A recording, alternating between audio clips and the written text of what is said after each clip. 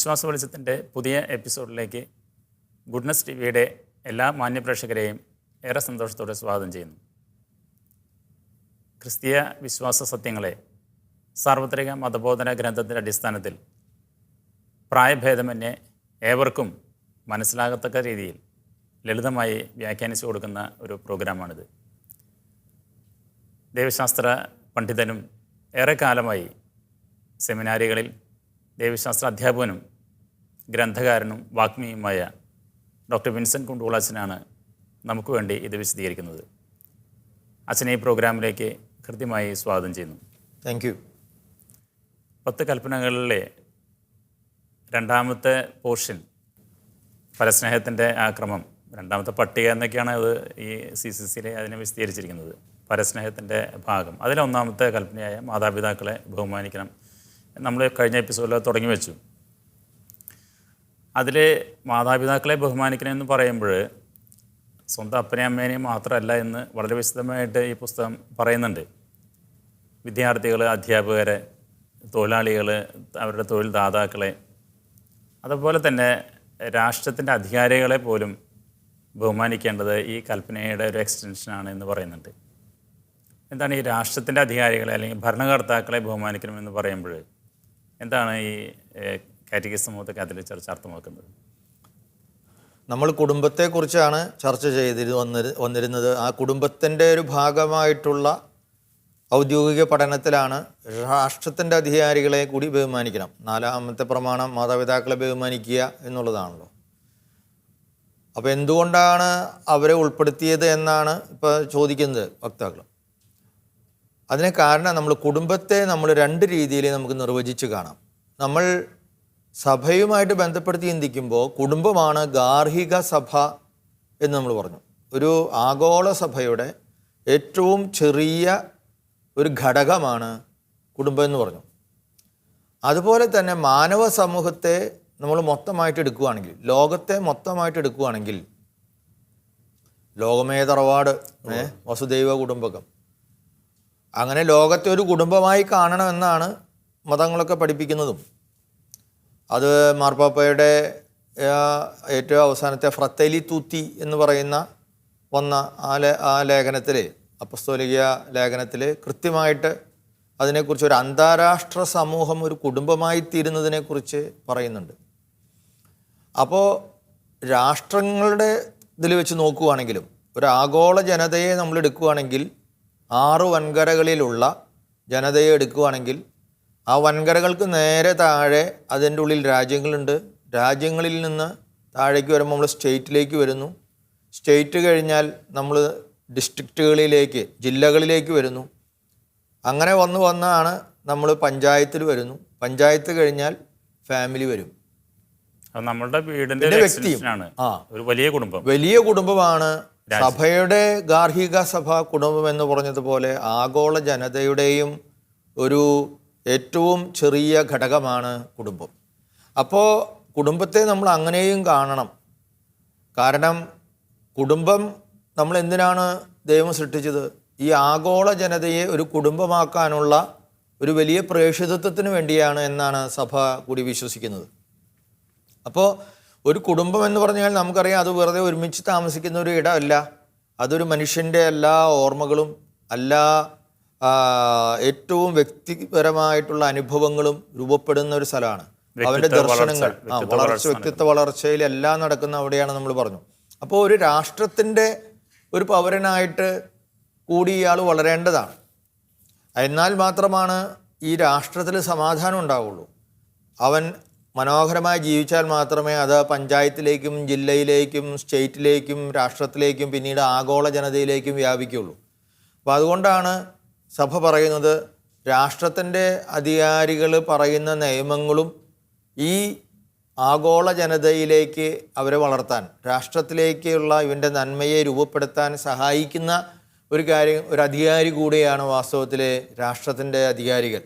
അപ്പോൾ ഈ കുടുംബം എന്നുള്ള ഒരു അനുഭവം ആണ് ഒരു ചെറിയ വീട്ടിൽ നമുക്കുണ്ടാകുന്നത്. ഈ അനുഭവം ഒരു രാഷ്ട്രത്തെ മുഴുവനായിട്ട് എൻ്റെ കുടുംബമായിട്ട് കാണാനായിട്ട് കഴിയണം. അപ്പോൾ അങ്ങനെ വരണമെങ്കിൽ, അതാണ് ഉള്ളൂരെ ഒരു കവിതയിൽ മനോഹരമായിട്ട് പറഞ്ഞിട്ടുണ്ട്. ഒരു വഴിയുണ്ട് മനുഷ്യൻ നന്നാവാൻ, ഒരേയൊരു വഴി, മറുവഴിയില്ല.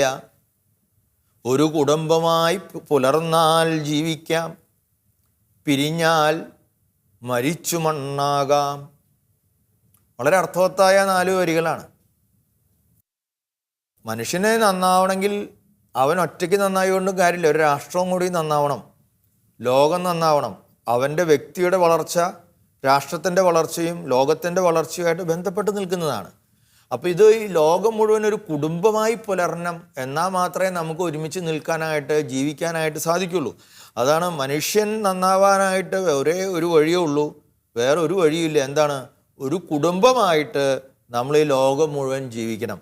എന്നാൽ മാത്രമാണ് നമുക്കിവിടെ ജീവിക്കാൻ പറ്റുള്ളൂ. നമ്മൾ ആകെ നശിച്ച് മണ്ണാകുമെന്നാണ്. ഈ ലോകം തകർന്നാൽ പിന്നെ വ്യക്തിയില്ലല്ലോ. അതായത് അവരനെ സഹോദരനായിട്ട് കാണാൻ പറ്റുന്ന ഒരു വളർച്ചയിലേക്ക് വരേണ്ട ഒരു സമൂഹമാണ് ഒരു കുടുംബം. അപ്പോൾ കുടുംബത്തിൻ്റെ ഉള്ള ആളുകൾ രാഷ്ട്രത്തിൻ്റെ അധികാരികളെയും ബഹുമാനിക്കണം. മാത്രമല്ല വേറൊരു കാരണം കൂടി സഭ പ്രത്യേകം അതിൽ കാണുന്നുണ്ട്. എല്ലാ അധികാരവും ദൈവത്തിൽ നിന്നാണ് വരുന്നത്. അധികാരം മുഴുവൻ ദൈവത്തിൽ നിന്നാണ് വരുന്നത്. അത് രാഷ്ട്രത്തിൻ്റെ രീതിയിലൂടെ ആയാലും സഭയുടെ മതത്തിൻ്റെ അധികാരികളുടെ ആയാലും യഥാർത്ഥ അധികാരം വരുന്നത് ദൈവത്തിൽ നിന്നാണ്. അപ്പോൾ നമ്മളൊരു രാഷ്ട്രത്തെ നമ്മൾ ആദരിക്കുക, രാഷ്ട്രത്തിൻ്റെ അധികാരികൾ പറയുന്നത് കേൾക്കുക, ബഹുമാനിക്കുക, രാഷ്ട്രത്തെ സ്നേഹിക്കുക എന്നൊക്കെ പറയുമ്പോൾ വാസ്തവത്തിൽ ദൈവം ഈ ലോകത്തിൽ നിശ്ചയിച്ചു വെച്ചിട്ടുള്ള ഒരു വ്യവസ്ഥിതിയെ, ഒരു ക്രമത്തിനെ, സംവിധാനത്തെ ശക്തിപ്പെടുത്താനുള്ള ഒരു അവശ്യ ഘടകമാണ് ഒരു പൗരൻ. അത് ഒരു ക്രിസ്ത്യാനി ആയാലും അതവൻ ചെയ്യാനായിട്ട് കടപ്പാടുണ്ട്. കാരണം അവൻ ഈ രാഷ്ട്രത്തെ അധികാരിക്കുമ്പോൾ അവൻ ദൈവത്തെ തന്നെയാണ് അവൻ ബഹുമാനിക്കുന്നതും ആദരിക്കുന്നതും. ക്രിസ്ത്യാനി എന്നുള്ള നിലയിൽ രാഷ്ട്രത്തോട് അവന് ചില കടപ്പാടുകളുണ്ട് അപ്പോൾ, അല്ലേ? തീർച്ചയായിട്ടും ഉണ്ട്. കാരണം ഞാൻ രാഷ്ട്രം പറയുന്ന കടപ്പാടുകൾ നിറവേറ്റിയാൽ മാത്രമേ എൻ്റെ സഹോദരനും വേണ്ട സ്വാതന്ത്ര്യം കിട്ടുള്ളൂ.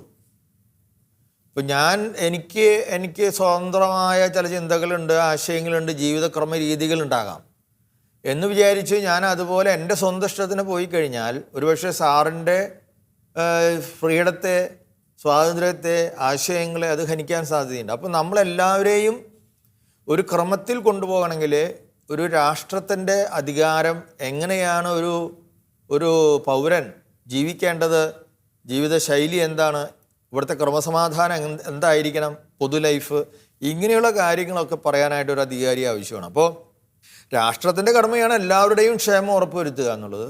അതിനുവേണ്ടി ഓരോ വ്യക്തിയും രാഷ്ട്രത്തിൻ്റെ നിയമങ്ങൾ അനുസരിക്കണം. അതിലൂടെ അവൻ ദൈവത്തെ തന്നെയാണ് അവൻ അനുസരിക്കുന്നത് എന്നാണ് സഭ മനസ്സിലാക്കുന്നത്. പിന്നെ ഈ catechism of the Catholic church പറയുന്നുണ്ട്, രാഷ്ട്രത്തിൻ്റെ നിയമങ്ങൾ ഈ സുവിശേഷ വിരുദ്ധമായിട്ട് വരികയാണെങ്കിൽ അത് അനുസരിക്കാതിരിക്കാനുള്ള ഉത്തരവാദിത്വം കൂടി ഒരു ക്രൈസ്തവനുണ്ട് എന്ന് പറയുന്നുണ്ട്.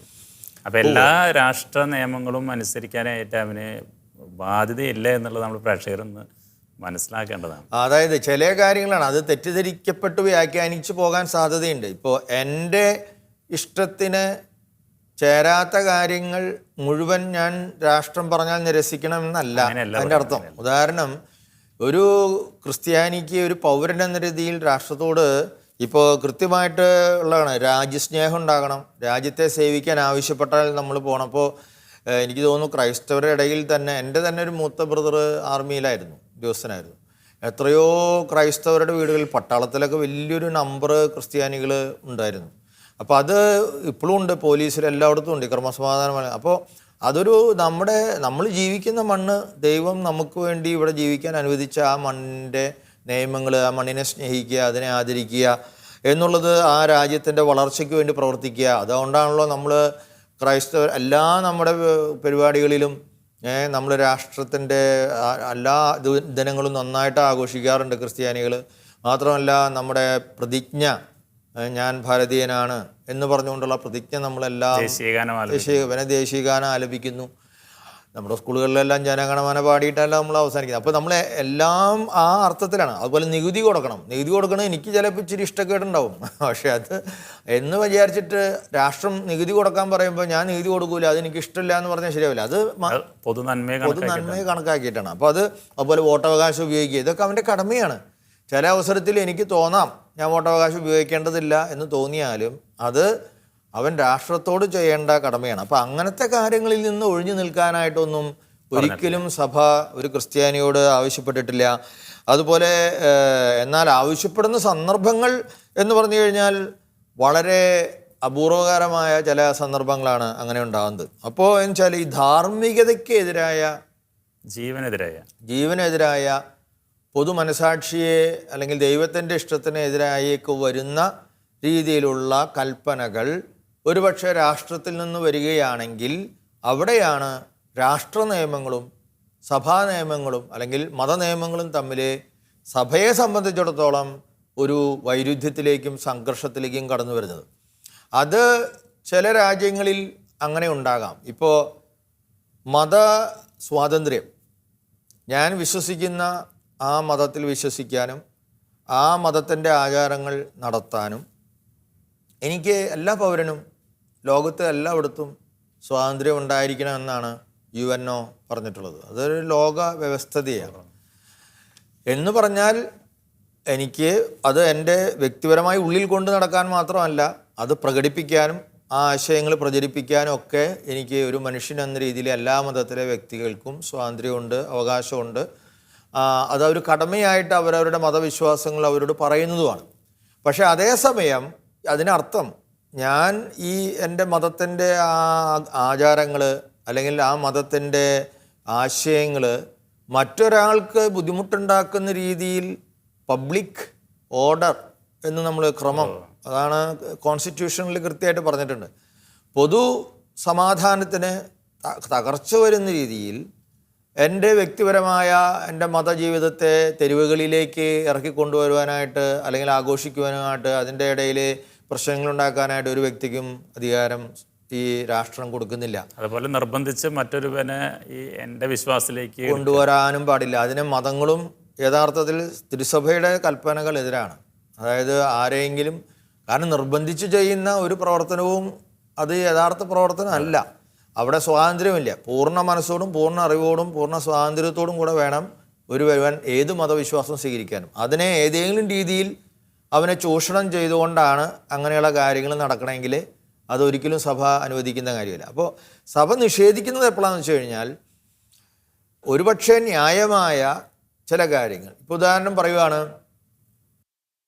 ഇവിടെയുള്ള എല്ലാവരും ഇനി ക്രിസ്തീയ വിശ്വാസം അങ്ങനെ വരില്ല എന്ന് നമ്മൾ വിചാരിക്കുക. ഇപ്പോൾ ചില രാജ്യങ്ങളിൽ, കമ്മ്യൂണിസ്റ്റ് രാജ്യങ്ങളിലുണ്ട്, വേറെ പല രാജ്യങ്ങളിലും ചിലപ്പോൾ സഭയുടെ ചരിത്രം നമ്മൾ എടുത്തു നോക്കിയാൽ, ലോകത്തിൻ്റെ ചരിത്രം എടുത്തു നോക്കിയാൽ ഇന്നും കാണാം ചില രാജ്യങ്ങളിൽ ആ വിശ്വാസം ഒഴിച്ച് വേറൊരു വിശ്വാസവും പാടില്ല, ഒന്നും പ്രകടിപ്പിക്കാൻ പാടില്ല എന്നൊക്കെ പറയുന്ന കാര്യങ്ങൾ വരുമ്പോൾ, ഇപ്പോൾ ചൈന അതിന് വലിയൊരു ഉദാഹരണമായിരുന്നല്ലോ. പക്ഷെ ചൈനയിൽ ഇപ്പോൾ ഈ കഴിഞ്ഞ ആഴ്ചയാണ് ഒരു രൂപത മാർപ്പാപ്പ നേരിട്ട് പ്രഖ്യാപിച്ചു. അവിടെ പറയണത് ഒരുപാട് കോടിക്കണക്കിന് മനുഷ്യർ വളരെ രഹസ്യമായിട്ട് ക്രിസ്തീയ വിശ്വാസം ഉള്ളിൽ കൊണ്ട് നടക്കുന്നുണ്ട്. സംഭവം കമ്മ്യൂണിസം നമ്മുടെ നാട്ടിലെ കമ്മ്യൂണിസം പോലെയല്ല ചൈന കമ്മ്യൂണിസം. നമ്മുടെ നാട്ടിലെ കമ്മ്യൂണിസം എന്ന് പറഞ്ഞാൽ അത് എല്ലാ മതങ്ങളെയും ഏതാണ്ട് ആദരിക്കുന്ന ഒരു രംഗത്തേക്ക് ഇപ്പോൾ വന്ന് ചേർന്നിട്ടുണ്ട്. നമ്മൾ കാണുന്നത് ഈ മാറ്റത്തെക്കുറിച്ച് യഥാർത്ഥമായ നിരീശ്വരവാദത്തിലേക്ക് നല്ലൊരു നിരീശ്വരവാദികളായിരിക്കണം എന്ന് നിർബന്ധിക്കാൻ ഒരു രാഷ്ട്രം ആരംഭിച്ചാൽ അതൊരു പക്ഷേ അനുസരിക്കാൻ ഒരു ക്രിസ്ത്യാനിക്ക് ബാധ്യത ഇല്ല. അതുപോലെ തന്നെ ജീവൻ്റെ പ്രശ്നങ്ങൾ നേരത്തെ സാറ് സൂചിപ്പിക്കുകയുണ്ടായി. ഇപ്പോൾ ഗർഭഛിദ്രം, ഭ്രൂണഹത്യ നടത്തണം കമ്പൽസറി ആയിട്ട് എന്ന് പറഞ്ഞാൽ അത് പറ്റില്ല. ഒരു വ്യക്തിയുടെ ഒരു മൗലിക അവകാശത്തിൽ പെട്ട കാര്യമാണ് ആ കാര്യം. അപ്പോൾ അങ്ങനെയുള്ള സന്ദർഭങ്ങൾ വരുമ്പോൾ, അല്ലെങ്കിൽ പൊതുസമാധാനത്തിന്, അവൻ്റെ പൊതു ജീവിതത്തിന് ഉപദ്രവകരമായ രീതിയിൽ ഉള്ള കാര്യങ്ങൾ ചെയ്യാൻ നിർബന്ധിക്കുക, അങ്ങനെയൊക്കെ വന്നു കഴിഞ്ഞാൽ ഏതൊരു വിശ്വാസിക്കും അതിനവൻ നോക്കുന്നത് എന്താണെന്ന് വെച്ച് കഴിഞ്ഞാൽ സുവിശേഷത്തിൻ്റെ അരൂപിക്ക് ചേരുന്നതാണോ. അപ്പോൾ ഇതിന് വളരെ വ്യക്തമായിട്ടുള്ള ഒരു ഉത്തരം നമ്മുടെ കർത്താവിൻ്റെ അടുത്ത് നമ്മൾ കാണുന്നുണ്ട്. സുവിശേഷത്തിൽ നികുതി കൊടുക്കണമോ എന്നുള്ളൊരു ചർച്ച വളരെ നടക്കുന്നുണ്ട്. അപ്പോൾ ആ അവസരത്തിൽ കർത്താവ് പറയണത് എന്താണ്? ശിഷ്യന്മാരോട് പറയാണ്, നിങ്ങൾ പോയിട്ടൊരു നാണയം കൊണ്ടുവരൂ. അപ്പോൾ ആ നാണയം കൊണ്ടുവരാൻ പറഞ്ഞിട്ട് അത് നോക്കൂ, ഇതിൽ ആരുടെ മുദ്രയാണുള്ളത്. അപ്പോൾ ഒരു വശത്ത് സീസറിൻ്റെ മുദ്രയുണ്ട്. അപ്പോൾ ആൾ പറയുകയാണ്, യേശു പറയുന്നുണ്ട്, 2000 വർഷങ്ങൾക്ക് മുമ്പ് പോലും ഈ ഒരു ബോധം യേശുവിൻ്റെ വാക്കുകളിൽ വന്നു എന്നുള്ളത് എനിക്ക് വളരെ അദ്ദേഹം ദൈവത്തിൻ്റെ മകൻ തന്നെയാണെന്ന് തോന്നാൻ പലപ്പോഴും ഇടവരുത്തിയിട്ടുണ്ട്. കാരണം അദ്ദേഹം പറയുകയാണ്, സീസറിനുള്ളത് സീസറിനും ദൈവത്തിനുള്ളത് ദൈവത്തിനും കൊടുക്കുക. സീസർ, അതാണ് വാസ്തവത്തിൽ ഇന്നത്തെ മതേതരത്വത്തിൻ്റെയൊക്കെ ഏറ്റവും അടിസ്ഥാനമായിട്ട് യൂറോപ്പിൽ പ്രവർത്തിച്ചത്. യൂറോപ്പിൽ തന്നെ മതം ഒരു വലിയ രീതിയിൽ എല്ലാത്തിനെയും അതീതമായിട്ട് എല്ലാത്തിനെയും നിയന്ത്രിച്ച് മത ആധിപത്യത്തിലേക്ക് യൂറോപ്പ് കുറേ നാളുകൾ പോയി കഴിഞ്ഞപ്പോൾ പൊളിറ്റിക്സിലെ ഏറ്റവും ടോപ്പിൽ മതം വന്നു. പൊളിറ്റിക്സിനെ നിയന്ത്രിക്കുന്നത് മതമായി തീർന്നു. മതവാധികാരികളും അതുപോലെ തന്നെ രാഷ്ട്രാധികാരികളും ഒന്നായിത്തീരുന്ന ഒരവസ്ഥ യൂറോപ്പിലുണ്ടായിട്ടുണ്ട് ക്രിസ്ത്യാനിറ്റിയുടെ ചരിത്രത്തിൽ. അതിൻ്റെ വളരെയധികം ദോഷങ്ങൾ യൂറോപ്പ് അനുഭവിച്ചതാണ്. അവിടെ നിന്നാണ് യൂറോപ്പിലെ ക്രിസ്ത്യാനികൾ ബൈബിളിൽ തന്നെ അടിസ്ഥാനപ്പെടുത്തിയാണ് മതേതരത്വം എന്ന് പറയുന്ന ചിന്ത കൊണ്ടുവരുന്നത്. ഡെമോക്രസിയുടെ ആയാലും സെക്കുലറിസം എന്നൊക്കെ പറയുന്ന ചിന്ത കൊണ്ടുവരുന്നത്. അതായത് ഭൗതികമായ ഒരു ലോകത്തിന് അതിൻ്റേതായ ഒരു സ്ഥാനം ദൈവത്തിൻ്റെ പരിപാലനയിലും സൃഷ്ടിയിലും ദൈവത്തിൻ്റെ മനസ്സിലും ഉണ്ട് എന്നാണ് കർത്താവ് പറഞ്ഞതിൻ്റെ അർത്ഥം. നീ സീസർ, അപ്പോൾ നീ സീസറിനുള്ളതാണെങ്കിൽ നീ എന്നിട്ട് നികുതി കൊടുക്കാൻ പറയുന്നുണ്ട് കർത്താവ് ശിഷ്യന്മാരോട്. നീ പോയിട്ട് ആ നാണയം നികുതി കൊടുക്കുക, ആ റോമ സാമ്രാജ്യത്തിന് കൊടുക്കേണ്ടത് നീ കൊടുക്കണം. അപ്പോൾ വളരെ കൃത്യമായ ഉത്തരം മാർക്കോസിൻ്റെ സുവിശേഷം 12-ാം അധ്യായം 17-ാം വാക്യത്തിലാണ് ഈ കാര്യം പറയുന്നത്. അപ്പോൾ വളരെ മനോഹരമായിട്ട് രാഷ്ട്രത്തെ സേവിക്കണം. നമ്മൾ തീർച്ചയായിട്ടും ക്രൈസ്തവരത് ഓർക്കേണ്ട ഒരു കാര്യമാണ്. അതെന്ന് വെച്ചാൽ രാഷ്ട്രത്തെ സ്നേഹിക്കുക. രാഷ്ട്രം എന്ന് പറഞ്ഞാൽ, ഞാൻ യൂറോപ്പിൽ പഠിക്കുമ്പോൾ ഫ്രാൻസിലൊക്കെ പഠിക്കുമ്പോൾ ഓർക്കുന്നുണ്ട്, അവിടെ ഫ്രഞ്ച് പ്രസിഡന്റ് സംസാരിക്കുകയാണെങ്കിൽ അവിടെ ടേബിളുമേ വർത്തമാനം പറഞ്ഞുകൊണ്ടിരിക്കണ എൻ്റെ പ്രസ്ബിറ്ററിയിൽ ആ അച്ഛന്മാർ താമസിക്കുന്ന സ്ഥലത്തുണ്ടായിരുന്ന ബാക്കിയുള്ള എല്ലാ അച്ഛന്മാരും നിശബ്ദരാവും. നമ്മളാ നേരത്ത് ടി വിയിൽ ഇപ്പോൾ ഒരു പ്രസിഡന്റ് എന്തെങ്കിലും പറയട്ടെ എന്നൊക്കെ വിചാരിച്ച് അങ്ങനെയൊക്കെ നമ്മളെന്തെങ്കിലും ആ നേരത്ത് സൈലൻസ് എന്ന് അവർ നമ്മളോട് പറയും. അവരുള്ളിൽ ആ ദേശസ്നേഹം വരികയാണ്. ആ ദേശസ്നേഹം ഫ്രാൻസിന് വളരെയധികം ഈ ദേശസ്നേഹമുണ്ട്. അപ്പോൾ ഈ ദേശസ്നേഹം വളരെ ആവശ്യമാണ്. എന്നാൽ അത് ഒരുപക്ഷെ ദേശങ്ങളെ തമ്മിൽ മത്സരത്തിലേക്ക് നയിക്കുന്ന ഒരു രീതിയിലേക്ക് പോകരുത് എന്നാണ് വാസ്തവത്തിൽ മാർപ്പാപ്പ അന്താരാഷ്ട്രപരമായ സമൂഹത്തെ ഒരു ദേശം പോലെ ഒരു കുടുംബം പോലെ കണക്കാക്കണം എന്ന് പറഞ്ഞ ഒരു ഇതിലേക്ക് വരാൻ കാരണം ഇന്ന് ഓരോ സ്ഥലത്തും ദേശസ്നേഹങ്ങൾ മാത്രം ശക്തിപ്പെടുകയും മറ്റേ ദേശങ്ങളെ നമ്മൾ സ്നേഹിക്കേണ്ടതില്ല എന്നുള്ളൊരു രീതിയിലേക്ക് കാര്യങ്ങൾ മാറുകയും ചെയ്യുന്ന ഒരു അവസ്ഥ ഇന്ന് നമ്മുടെ നാട്ടിൽ വന്നിട്ടുണ്ട്. അപ്പോൾ രാഷ്ട്രത്തെ സേവിക്കുന്നതിലൂടെ വാസ്തവത്തിൽ ഒരു ക്രിസ്ത്യാനി ദൈവത്തെ തന്നെയാണ് സേവിക്കുന്നത് എന്നുള്ളൊരു ബോധം അതൊരു വിരുദ്ധമല്ല, ക്രിസ്ത്യാനിക്ക് ഒരിക്കലും വിരുദ്ധമല്ല. അപ്പോൾ രാഷ്ട്രത്തിൻ്റെ അധികാരികൾ പക്ഷേ ആയിട്ട് തിരഞ്ഞെടുക്കപ്പെടുന്നതിനൊരു ഡെമോക്രസി ഉണ്ട്. അതിലൂടെ തിരഞ്ഞെടുക്കപ്പെടുന്ന നമ്മുടെ രാഷ്ട്രപതിമാർ അല്ലെങ്കിൽ പ്രധാനമന്ത്രിമാർ, മുഖ്യമന്ത്രിമാർ, അങ്ങനെയുള്ള മന്ത്രിമാർ ആരൊക്കെ അതിൻ്റെ ഒരു ഭാഗമാണല്ലോ കളക്ടർ ഒരു മന്ത്രി പറഞ്ഞ അല്ലെങ്കിൽ ഒരു സർക്കാർ പറയുന്ന കാര്യം ഒരു ഓർഡർ ഇടുന്നു. ആ നേരത്ത് ഞാൻ ക്രൈസ്തവനാണ്, ഞാൻ ഹിന്ദുവാണ്, ഞാൻ മുസ്ലിമാണ്, അത് പാലിക്കില്ല എന്ന് പറയാൻ ഒരു മതവിശ്വാസിക്കും അതിനുള്ള അധികാരമില്ല. അപ്പോൾ അതിലൂടെ അവൻ ചെയ്യുന്നത് നേരത്തെ പറഞ്ഞതുപോലെ ദൈവത്തെ തന്നെയാണ് അവൻ ബഹുമാനിക്കുന്നത്. അപ്പോൾ ഈ ഒരു കാര്യം നമ്മൾ പ്രത്യേകമായിട്ട് മനസ്സിലാക്കണം. സുവിശേഷ അരൂപിക്ക് ചേരാത്ത രീതിയിൽ ധാർമ്മികതയ്ക്കെതിരായി, ജീവനെതിരായി, മനുഷ്യൻ്റെ വ്യക്തിപരമായ അവകാശങ്ങൾക്ക് എതിരായിട്ടൊക്കെ ആരെങ്കിലും രാഷ്ട്രാധികാരികൾ പറയുമ്പോഴാണ്. ഇപ്പോൾ വാസ്തവത്തിൽ നമ്മൾ മതപീഡനം പഴയ കാലഘട്ടത്തിൽ ക്രിസ്തു മതത്തിൻ്റെ ആദ്യ കാലഘട്ടങ്ങളിൽ നമ്മൾ സെബസ്റ്റിനോസിൻ്റെ പെരുന്നാളൊക്കെ ഈ അവസരങ്ങൾ കണ്ടുപോകാൻ ആഘോഷിച്ച കാരണതാണ്. അവിടെ എന്താണെന്ന് വെച്ച് കഴിഞ്ഞാൽ അവർ പറഞ്ഞു, നിനക്ക് ഒരു ദൈവം ഇല്ല, നീ സൈനാധിപനാണെങ്കിൽ രാജാവാണ് നിൻ്റെ ദൈവം, ആ രാജാവിൻ്റെ ദൈവമാണ് നിൻ്റെ ദൈവം, അത് നീ പാലിച്ചില്ലെങ്കിൽ നിൻ്റെ തല വെട്ടുകയാണ്. അപ്പോഴാണ് സെബസ്റ്റിനോസ് പോലെയുള്ള ആളുകൾ, അല്ലെങ്കിൽ അന്ന് മതപീഡനത്തിലേക്കൊക്കെ പോയ ആ കാലഘട്ടത്തിൽ ഒരുപാട് രക്തസാക്ഷികൾ ഉണ്ടാകാനായിട്ട് ഉണ്ടായ കാരണം ഈ ഒരു തെറ്റായ നയമാണ്. അപ്പോൾ വിശ്വാസം ഏതിൽ വിശ്വസിക്കുക എന്നുള്ളത് ഒരു മനുഷ്യൻ്റെ മൗലിക അവകാശമാണ്. അപ്പോൾ ഒരു വ്യക്തിയുടെ മൗലിക അവകാശങ്ങൾ വിശ്വാസത്തെ സംബന്ധിച്ചായിരിക്കാം, ധാർമ്മികമായിട്ട് അവൻ പാലിക്കേണ്ട കാര്യങ്ങളെക്കുറിച്ചായിരിക്കാം, ജീവനെക്കുറിച്ചുള്ള അവൻ്റെ കാഴ്ചപ്പാടുകളിലായിരിക്കാം. അങ്ങനെയുള്ള കാര്യങ്ങളിൽ ഒരു വ്യക്തിയുടെ ഫണ്ടമെൻ്റൽ റൈറ്റ്സിന് എതിരായിട്ടാണ് ഒരു രാഷ്ട്രത്തിൻ്റെ ഒരു കൽപ്പന വരുന്നതെങ്കിൽ അത് ഒരു മതവിശ്വാസിക്ക് പാലിക്കാൻ ബുദ്ധിമുട്ടുണ്ട്. അത് നിരസിക്കാൻ അതിനുള്ള അവകാശം ഒരു വിശ്വാസിക്കുണ്ട് എന്ന് തന്നെയാണ് പറയുന്നത്. അതിൻ്റെ പേരിൽ രാഷ്ട്രസ്നേഹം ഇല്ലാതിരിക്കുകയോ ദേശത്തിൽ നിന്ന് വരുന്ന എല്ലാ കാര്യങ്ങളും സഹകരിക്കാതിരിക്കുകയോ ചെയ്യുന്നത് തീർച്ചയായിട്ടും ക്രിസ്തീയ വിശ്വാസത്തിന് ഒരിക്കലും ചേരുകയല്ല. ഞാൻ ഈ കവിതകൾ പറയാൻ കാരണം അവരൊക്കെ നമ്മുടെ ഉള്ളിലെ ഈ യഥാർത്ഥത്തിലുള്ള ഭൗതികമായ ലോകത്തെ നിയന്ത്രിക്കുന്ന മൂല്യങ്ങൾ പലപ്പോഴും പുറത്തു കൊണ്ടുവരുന്നത് കവികളും എഴുത്തുകാരും സാഹിത്യകാരന്മാരൊക്കെയാണ്. ഈ സാംസ്കാരിക നായകന്മാർ എന്ന് പറയുന്ന ഒരു പരമ്പര നമ്മുടെ നാട്ടിലുണ്ടായിരുന്നു. ഇപ്പോൾ അവരൊക്കെ വളരെ ശോഷിച്ചു പോയി. ചിലവരൊക്കെ ഒരുപാട് പേര് ഓരോ പാർട്ടികളുടെ വിങ്ങായി മാറിയത് കൊണ്ട് പാർട്ടികൾക്കും മതങ്ങൾക്കും ദേശങ്ങൾക്കും അതുപോലെ ഓരോ ജാതികൾക്കും വർണ്ണത്തിനുമൊക്കെ അപ്പുറത്ത് നിൽക്കുന്ന സാംസ്കാരിക നായകന്മാർ നമ്മളുണ്ടായിരുന്നു. അവരുടെ സ്വരം ഇപ്പോൾ ഈ അടുത്തുണ്ടായിരുന്ന MT യുടെയൊക്കെ ഒരു സ്വരം നമ്മൾ ഈ അടുത്ത് വന്നു. അപ്പോൾ അതിലൊക്കെ അവർ പറയുന്ന കാര്യം അക്കിത്തം പാടുന്നത് ഇങ്ങനെയാണ്: ഒരു കണ്ണീർ കണം മറ്റുള്ളവർക്കായി ഞാൻ പൊഴിക്കവേ ഉദിക്കയാണ് എന്നാത്മാവിൽ 1000 സൗരമണ്ഡലം. അപ്പം ഞാൻ ഒരു ക്രിസ്തീയ വിശ്വാസിയായിരിക്കും, പക്ഷെ ഞാൻ എൻ്റെ സഹപൗരന് വേണ്ടി ഒരു കണ്ണീർ കണം ഞാൻ പൊഴിക്കുമ്പോൾ, കാരണം അവനും ദൈവത്തിൻ്റെ സൃഷ്ടിയാണ്, അവനും ഈ രാജ്യത്തിൻ്റെ പൗരനാണ്, ഭാരതീയരായ എല്ലാവരും എൻ്റെ സഹോദരന്മാരാണ്. ഏതെങ്കിലും ഒരു ഭാരതീയൻ ഈ ഭാരതത്തിൻ്റെ ഏതെങ്കിലും ഒരു കോണിൽ അന്യായമായി പീഡിപ്പിക്കപ്പെടുമ്പോൾ അത് മതവിശ്വാസം നോക്കേണ്ട കാര്യമില്ല, അത് വർണ്ണം നോക്കേണ്ട കാര്യമില്ല, തെക്ക് ദേശക്കാരനാണോ വടക്ക് ഇന്ത്യക്കാരനാണോ എന്നും നമ്മൾ നോക്കേണ്ട കാര്യമില്ല, അത് നമ്മുടെ തന്നെ ഒരു സഹോദരനും സഹോദരിയുമാണ് എന്നുള്ള ബോധം വന്ന് കണ്ണുനീർ പൊഴിക്കുമ്പോഴാണ് എൻ്റെ ഉദിക്കയാണ് എന്ന ആത്മാവിൽ 1000 സൗരമണ്ഡലം. ഒരു സൂര്യൻ്റെ മണ്ഡലം തന്നെ എന്ന് പറഞ്ഞ ഒരു വ്യൂഹം, അതുപോലെ ആയിരക്കണക്കിന് അൺകൗണ്ടബിൾ ആണ്.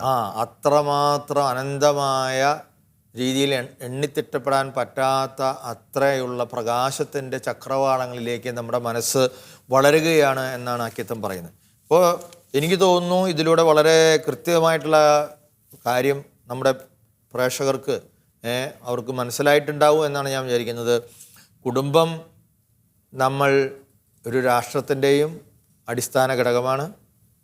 അതുകൊണ്ട് ഒരു കുടുംബമായി തന്നെ നമ്മൾ രാഷ്ട്രത്തെയും കാണണം. അതുകൊണ്ട് രാഷ്ട്രത്തിൻ്റെ പിതാവ് നമ്മുടെ അപ്പനും അമ്മയുള്ളതുപോലെയാണ് രാഷ്ട്രത്തിൻ്റെ അധികാരികൾ.